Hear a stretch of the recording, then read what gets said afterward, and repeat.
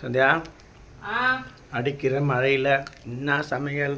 அடிக்கிற மழையில் ரொம்ப குளிருதுன்றதுனால இங்கே நம்ம வீட்டில் ரசம் தான்ப்பா. சூடான ரசம். ஆமாம், ரசம் கரைச்சிட்டு இருக்கேன். அப்படியே வாங்க, இங்கே வாங்க, கொஞ்ச நேரம் கரைக்கணும். அடுத்தது இது பார்த்தீங்கன்னா கருணக்கிழங்கு இப்போ தான் வேக வச்சுருக்கேன். இது வந்து இப்போது சாப்பிட்றதுக்கு மார்னிங் பிரேக்ஃபாஸ்ட் வந்து பொங்கல்ப்பா. இப்போ தான் விசில் வச்சு ஆஃப் பண்ணியிருக்கேன். ஸோ திறக்க முடியாது. பொங்கல் சைடிஸு சட்னி அரைச்சிக்கலாமா? தேங்காய் சட்னி இல்லை தேங்காய் தேங்காய் ஃப்ரிட்ஜில் இருக்குது. சரி, ஓகே சார். ஒரு பத்தை வச்சு அதுக்கு அரைச்சிக்கலாம். சந்தியா, ஆ சமையல் ரெடியாச்சா? ரெடி ஆயிடுச்சுப்பா. என்ன ஸ்பெஷல்? வாங்க பார்த்துடுவோம். தேங்காய் சட்னி, ஓகே, பொங்கல், சமையல், கை குத்து வச்சு சாதம். இது வந்து பார்த்தீங்கன்னா தக்காளி ரசம்.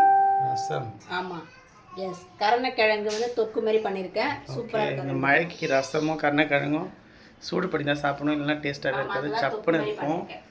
நாளைக்கு சண்டே ஸ்பெஷல் நம்ம சூப்பரான சமையலோட நாளைக்கு பார்க்கலாம். கண்டிப்பாக பார்க்கலாம். இப்போ மழையோட சேர்ந்து எல்லாருமே சாப்பிடலாம். வாங்க, பாய்.